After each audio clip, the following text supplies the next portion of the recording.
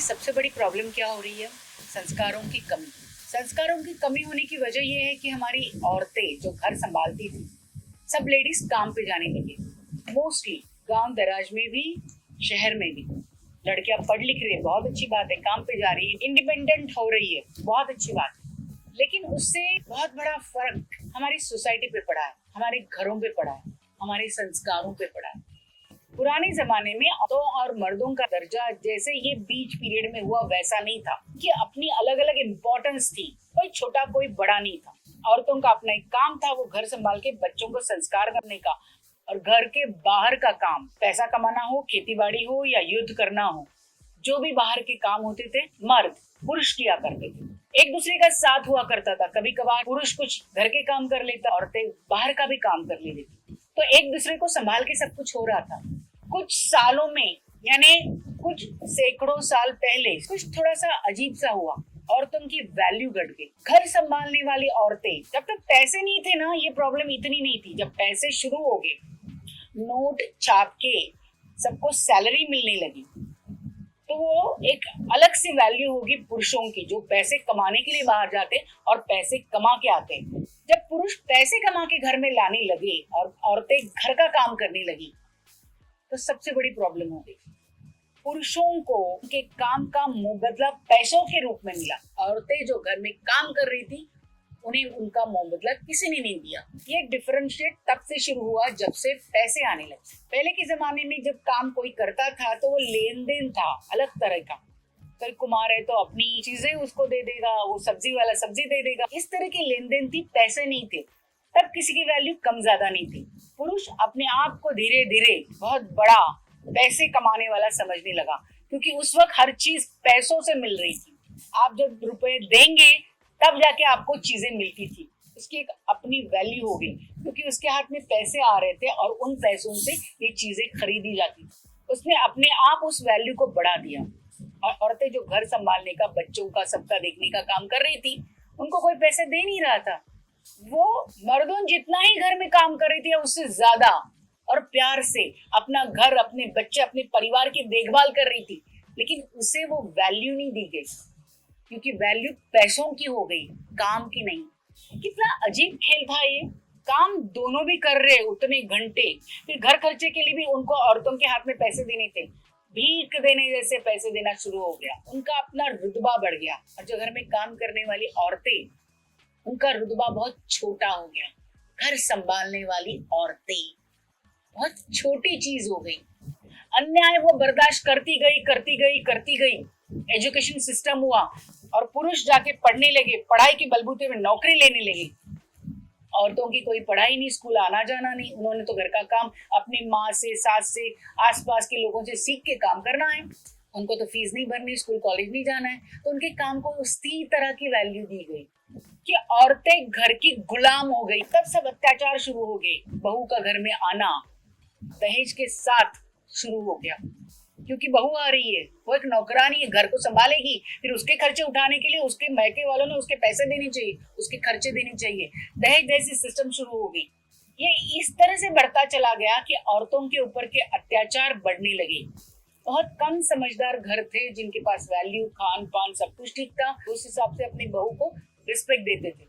लेकिन औरतों का दर्जा छोटा हो गया। उसकी वजह थी ये पैसे। धीरे धीरे इतना वो बढ़ता चला गया।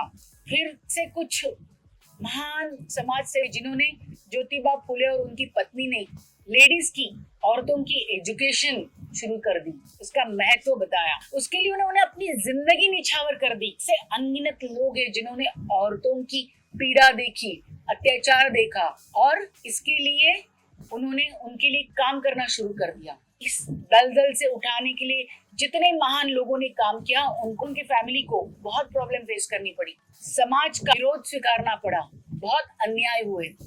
लेकिन एक ना एक दिन जैसा गधा दुलत्ती मार देता है, जब बर्दाश्त नहीं होता, वैसे औरतें भी घर के बाहर निकली, पढ़ना शुरू कर दिया और नौकरी करनी शुरू कर दी।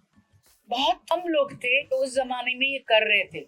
मेरी माँ उनमें से एक थी, जो स्कूल गांव में नहीं था, उसके लिए बाहर गांव में जाके पढ़ी, क्योंकि उनके पिताजी उतने फॉरवर्ड विचारों की थे। उस जमाने के तहसीलदार, जागीरदार थे, जिन्होंने दुनिया देखी थी और उनको ये पता चल गया था कि औरतों को पढ़ना चाहिए, और बहुत बड़े खाते पीते घर के थे, अच्छे बड़े विचारों के थे, जिन्होंने अपनी बेटी को बाहर सीखने के लिए भेज दिया।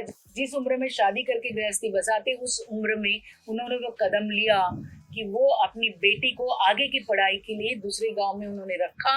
उसके बाद बॉम्बे में जे स्कूल ऑफ आर्ट जैसे कॉलेज में आर्ट का रुझान देके डाला। गांव की पहली पढ़ी लिखी महिला थी, जिसने बाद में टीचिंग का जॉब भी गांव में किया, प्रोफेसर बनके बॉम्बे में भी काम किया, बहुत बड़ी एग्जीबिशंस और पेंटिंग की क्लासेस चलाती थी। उन्होंने भी उस जमाने में बहुत सारी प्रॉब्लम को फेस किया। मेरी माँ जब पढ़ लिख के तैयार होगी तो शादी करने के लिए उस उम्र का कोई था भी नहीं, क्योंकि सभी बच्चों की शादी तब छोटे छोटे उम्र में गाँव में हो जाती थी। तो मेरे पिताजी भी पढ़ी लिखी लड़की चाहते थे, वो भी अलग विचारों के थे, जिसकी वजह से उनको उनका जीवन साथी मिला। अब इस तरह से अनगिनत फैमिलीज ने, अनगिनत महिलाओं ने, उनके माता पिताओं ने कष्ट उठा के अपनी लड़कियों को पढ़ाया, और आज हम पढ़ लिख के तैयार हो गए हैं। गांव दराज के लोग भी लड़की को पढ़ा रहे हैं। तो लड़की पढ़ लिख के क्या कर रही है? बाहर नौकरी करने के लिए जा रही है। इसकी वजह क्या है? नौकरी करके पैसा मिलता है, उन पैसों से वो इंडिपेंडेंट हुई। वो हर महीने की पगार, हर छोटे मोटे खर्चे के लिए उससे पैसे मांगने पड़ते हैं, डांट सुननी पड़ती है। वो तो घर के लिए पैसे ले रही थी ना, लेकिन उसको इस तरह से देखा गया कि मैं कमा रहा हूँ, मैं पैसे दे रहा हूँ, घर को चलाने के लिए खर्च कर रही थी, लेकिन उसको भीख दी जाती थी, वो ट्रीटमेंट दी जाती। पढ़ लिख के आपको नौकरी करनी, पैसे लाने, जब आपके हाथ में पैसे आएंगे तब आप एक दर्जा पाओगे, आप बड़े हो जाओगे, या पुरुषों के अंडर नौकरों जैसा रहने की जरूरत नहीं पड़ेगी, आपको भी पैसे कमाने की जरूरत है। ये फील उन मर्दों ने, उन फैमिलीज ने औरतों को दिया। अच्छी बात है, आज लड़कियां पढ़ लिख के नौकरी कर रही है, लेकिन हर दवाई के साइड इफेक्ट होते, वैसे इस दवाई का भी साइड इफेक्ट हुआ, बहुत बड़े लेवल में हुआ। अब घर के बाहर की ड्यूटी यानी 10-12 घंटे की कम से कम होती है, आना जाना सब कुछ, एक नौकरी करना, यानी फिर कहीं पे भी नौकरी करो। फिर जब घर की औरतें ही घर के बाहर जाएंगी तो घर कौन संभालेगा? क्योंकि घर की ड्यूटी भी उतनी ही बड़ी थी, उतनी ही इम्पोर्टेंट थी। पहले थोड़ी बहुत जॉइंट फैमिली थी, सास ससुर माँ बाप बच्चों को संभालते थे, घर को बड़े बुजुर्ग थोड़ा बहुत देखते थे। अब तो वो भी नहीं, अभी न्यूक्लियर फैमिलीज हो गई है, घर देखने के लिए कोई भी नहीं है। बच्चों को सर्वेंट्स के ऊपर या डे केयर में रखा जाता है। मेरा बेटा होने के बाद 5 साल तक कोई काम नहीं किया, तो मैंने अपना एक्टिंग का काम रोक के 5 साल तक घर में बैठ के उसकी देखभाल की। मैक्सिमम कोशिश की कि मैं घर संभाल के, चाहे मुझे 4 बजे उठना पड़े, हर तरह की पूजा अर्चा जो मैं कर रही थी, सीखी थी, या जो संस्कार थे, वो सब कुछ करते हुए मैं अपना करियर संभालूं। जो डिसीजन मैंने लिया उसके लिए मैंने अपने करियर का कॉम्प्रोमाइज किया।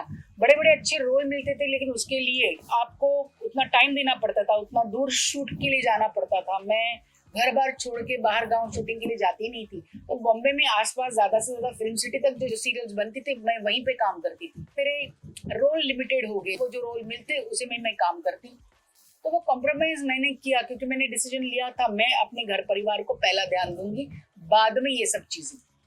लेकिन बाकी औरतों के साथ ऐसा नहीं था, उनको फैसिलिटी नहीं थी या समझ नहीं थी। वो इतनी चिढ़ चुकी थी, या अंदर ही अंदर वो फ्रीडम को पाके बहुत खुश हो गई।